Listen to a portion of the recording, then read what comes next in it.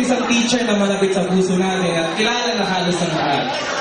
Di na magpapahaba, palakpakan natin si Asay Over, Miss Alberta Zingalawa.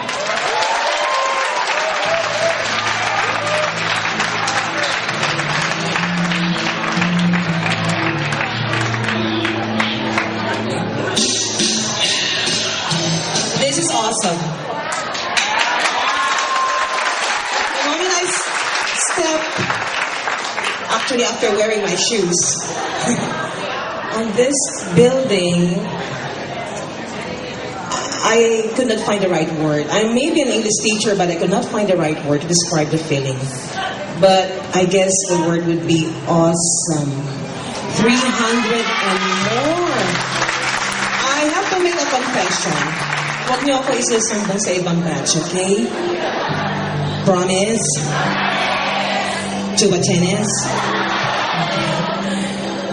This is the only reunion I attended.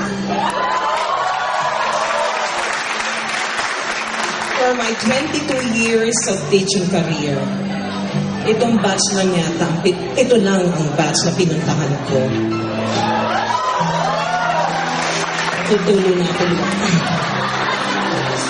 Okay. So get your one whole sheet of paper, number 1. Akala nyo, walang test, ano? Alright, when Lee, the very laconic speaker Lee, sabi ko laconic, I'm borrowing that from their social studies lesson, what makes a chivalrous man? The trait is laconic, a man of few words. But Lee, where is Lee? He may be a man of few words, but a million of actions, di ba? Vote Lee for president! Lee, I love you. Mga lingwahe kayo ng mga estudyante, ano? When I heard Mike's a while ago, while powdering my nose in the comfort room, sabi niya, gabi ito ng mga sariwa. Na-insecure ako. Bigla akong kinuha ang polvo ko at talagang pinubos ako ng dobi-dobi ang aking ilong. Kaya hindi ako humihinga ngayon kasi mga bilbil ko medyo naglalakihan na. But I'm gonna look at our class picture, di ba? Saint, nung sali na ako sa Saint. Honesty. Di ba ang sexy ko doon? Kawawa naman sila. Okay, my task today, seriously speaking, when Lee invited me and the other group members of your batch invited me, I was really overwhelmed. Sabi nila, ang motivation nila sa akin, Ma'am, pumunta ka. Basahin mo yung website natin, open mo yon.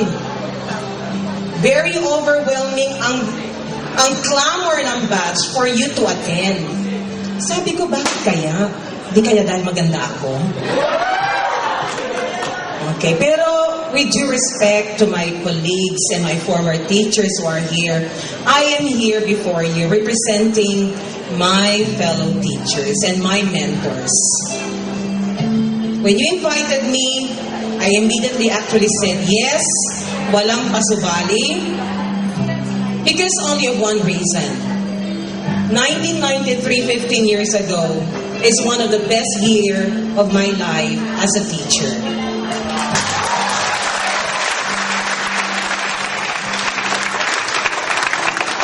Because I think that I may be biased. I may be biased.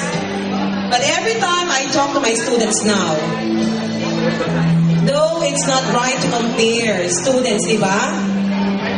I can't help but say, if there is one batch I am proud to say, worth emulating, it's batch 93. Because if you will look at the vision mission statement of Holy Angel University, mga anak sa likod ha, idol, manahimik ka. O tatalakad ka kayo, sabi mo na naman, kamaraman. For the first time. Nasabi ko na po. Actually, napon mo, may pag-istorya kaming idol, Ma'am Lina, Ma'am Mira. In-invite ako rin anak ko.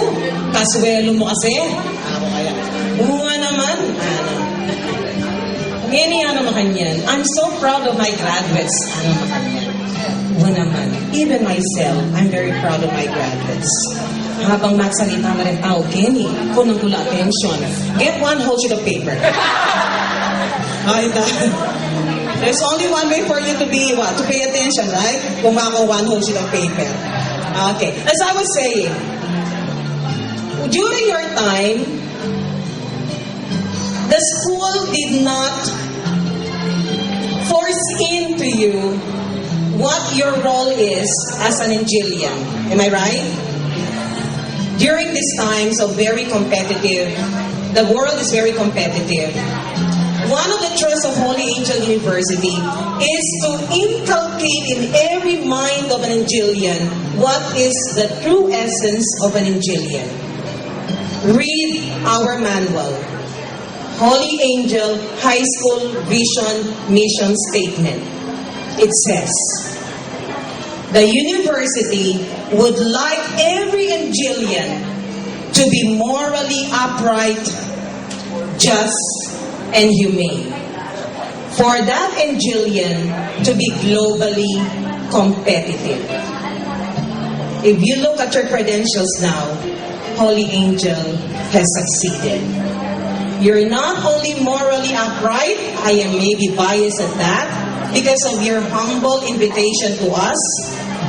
Maybe you're not only just, but you are globally competitive. I think almost about 1/3 or 2/3 of the batch, they're everywhere, the globe. Am I right? Making a niche for yourself. My dear students, my former students, you may not be my former, some of you.